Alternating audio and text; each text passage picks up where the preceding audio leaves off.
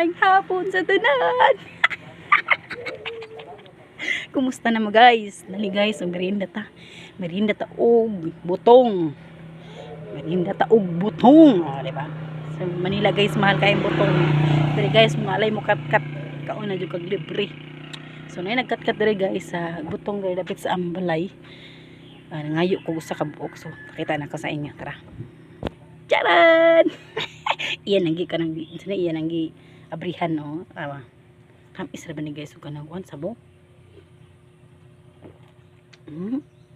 Tamis kayo. Di ba? Tara. Sa probinsya yun guys, mga advantage no kay daghang makaon, daghang libre sa probinsya. Labi na guys sa Maynila kay 40 ang buok. Kato pag yudtong kanang murag kanang sa to, malauhog ba siya? Malauhog ang laman kani guys oh. Ano ba? Di ba? Tami kayo. Makasatisfy kayo sa kusirap ko. Tamis pa jud sabaw. Fresh from the ano pa dyan kanang punuan. Dool pa lang mo guys, taganap ka mo ini. O diba?